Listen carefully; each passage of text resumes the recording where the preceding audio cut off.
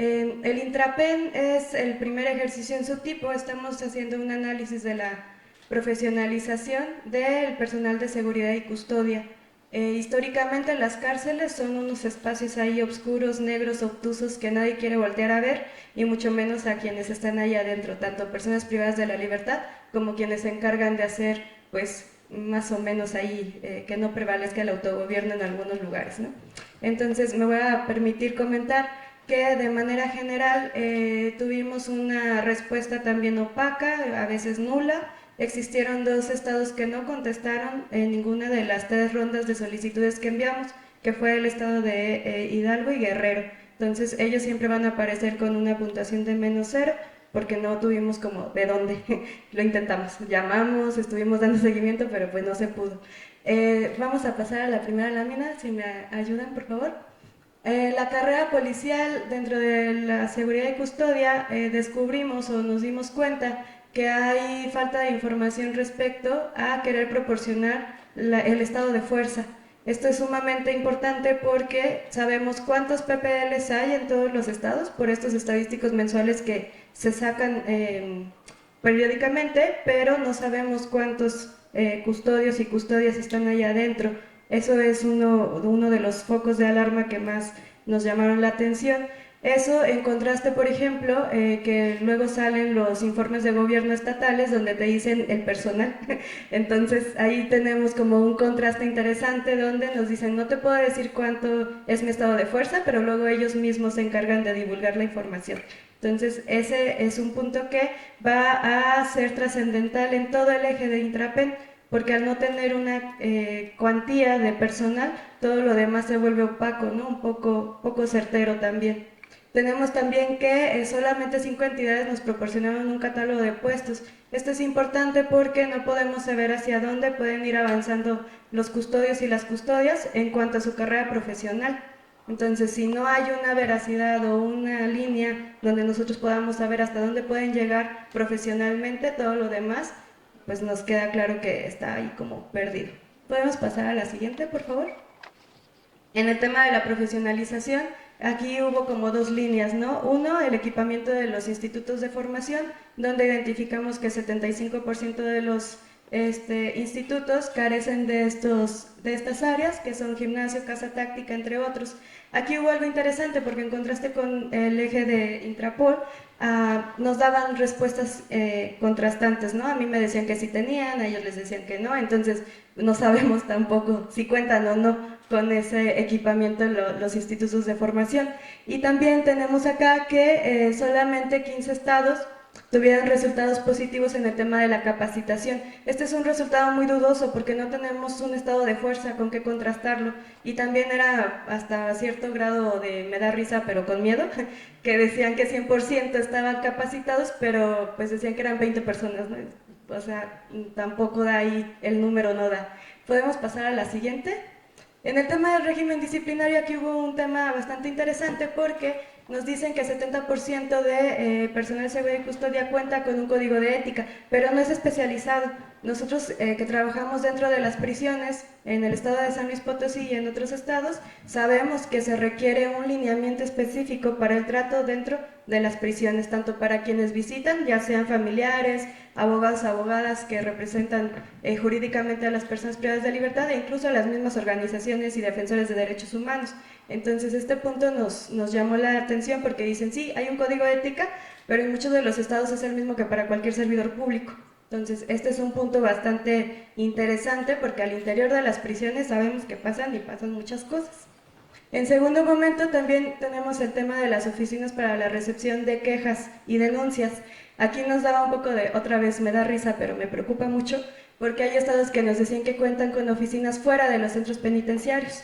Y nosotros decíamos, no, pues sí, ¿verdad? Nada más cuando salga la persona seguro va a ir a denunciar. Entonces necesitamos que dentro del sistema penitenciario estatal de todo el país existan oficinas tanto dentro como fuera, que atiendan las denuncias de todos. Nuevamente volvemos a decir, no solo son PPLs quienes están ahí, hay muchísima gente que entra y sale de las prisiones en todo el país diariamente y que también son sujetos de vulneración de derechos humanos. Por eso este punto fue bastante revelador para nosotros.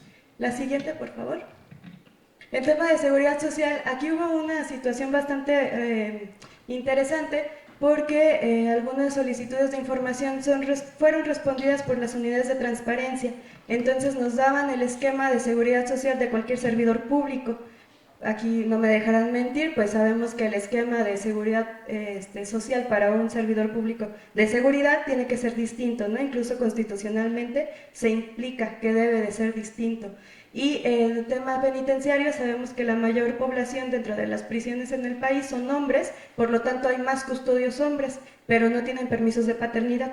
Entonces se les puede dar a cuidar a un montón de gente, pero no a sus propios hijos, ¿no? Entonces ahí también repercute como si fuera una bola de billar a las mujeres que pues ahora tienen que hacer doble, triple jornada, pero a estos hombres tampoco se les da como esa chance de que atiendan sus propias dobles o triples jornadas, que ojalá lo hicieran. También tenemos aquí que la legislación específica alude a leyes generales. Entonces nos decían, sí, en la Ley Federal del Trabajo ahí viene, búscalo. Pero era como de, a ver, te estoy preguntando a ti a nivel estatal, ¿cuál es? ¿No? Si de eso se trata, pues todos podemos ver la ley. Pero hacer el contraste de lo que nos querían proporcionar con lo que faltaba, también ahí fue un foco de atención en el tema de seguridad social. La siguiente, por favor. El tema de certificación, aquí nuevamente el hecho de que no nos dieran el estado de fuerza generó bastante ruido porque pues no podemos saber si hay las certificaciones adecuadas. Existe en algunos estados la baja por no haber aprobado las certificaciones de control y confianza, pero ni siquiera los dan de baja. O sea, en todos los estados que revisamos no hay ni un solo estado que haya reportado una baja por no aprobar este tipo de certificaciones. Y al no haber estado de fuerza, pues no sabemos qué está pasando ahí. O sea, puede haber elementos que no hayan aprobado estas evaluaciones, pero ahí están. Y no los dan de baja, no hay pues algún tipo de penalización o seguimiento a este tema. Y igualmente como con capacitación, tenemos aquí estados que nos reportaban que tenían el 100% de elementos certificados, pero no nos decían cuántos eran. Incluso hubo un estado por ahí que nos daban porcentajes y nosotros hicimos la solicitud de, pero dime cuántos son, o sea, dame tu total, yo hago el porcentaje. Y era como, no, no te lo puedo dar por temas de seguridad nacional. A ver, pero bueno, la opacidad. La que sigue, por favor. Y perspectiva de género. Aquí hay un tema interesante. Los pocos estados que sí nos dieron estado de fuerza, en ninguno de ellos tenemos mujeres al mando. Entonces tenemos centros penitenciarios exclusivos o que atienden específicamente a mujeres y a sus infancias, porque hay niños y niñas en la prisión también, que lo sepan, pero ninguna mujer tiene un cargo o un mando ahí al interior. Entonces también estamos viendo que históricamente la cárcel es un espacio patriarcal y que se sigue perpetuando. No importa, o sea, puedes tener una cantidad equitativa a nivel operativo de hombres y mujeres, pero no hay ningún al mando, que tampoco garantiza una perspectiva de género, pero al menos ya sería como una visión distinta. Y tenemos otros espacios que preguntamos porque son relevantes, que es los espacios para lactancia, donde nos decían algunos estados que sí lo tenían, pero nosotros tenemos la experiencia al estar dentro de las prisiones que hay espacios de lactancia, pero para las mujeres privadas de libertad. Entonces ahí también nos quedó la duda de, ¿y cualquier mujer puede llegar ahí, puede lactar, la custodia o la administrativa o solamente PPLs? Entonces algunos estados se sacaron como de la manga de, sí, ya tengo estos espacios, pero tampoco sabíamos si son o no para las mujeres custodias. La que sigue, por favor. El uso progresivo de la fuerza, fue de los ejes más omitidos. Muchas de las respuestas que nos daban los estados era de, no te voy a decir porque qué peligro, se pone en peligro la nación.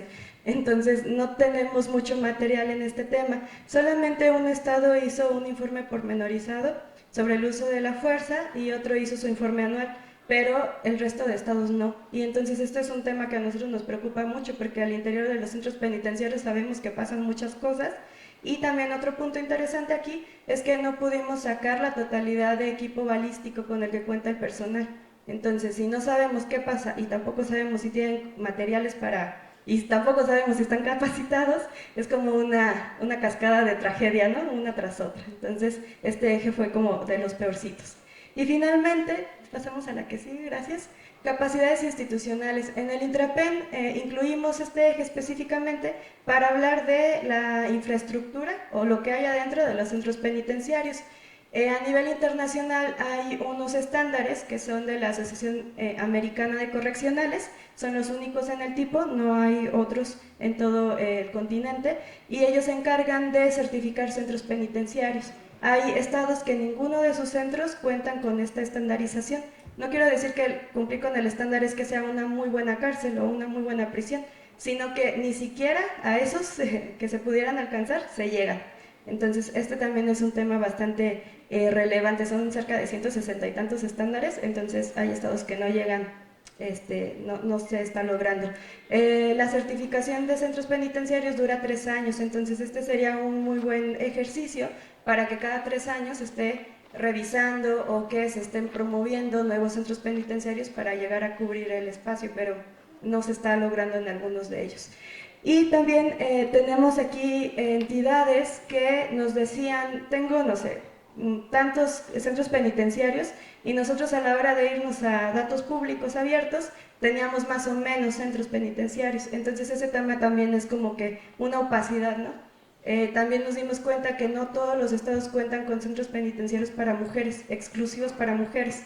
Entonces, ¿qué es lo que sucede? Tienes un centro penitenciario y dices, ay, pues ahí podemos hacer un espacio para mujeres. Entonces, infraestructuralmente tampoco está hecho para atender mujeres y a sus infancias, que en este tema pues es de suma relevancia, ¿no? Entonces, tenemos ahí como muchos foquitos rojos.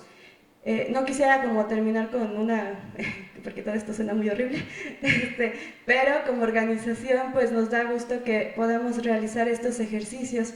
Incluso estábamos pues pensando en los adolescentes, ¿no? Tenemos un sistema especializado de justicia para adolescentes, pero ahí también habría que hacer como una nueva área de oportunidad de investigar qué pasa ahora en esos espacios.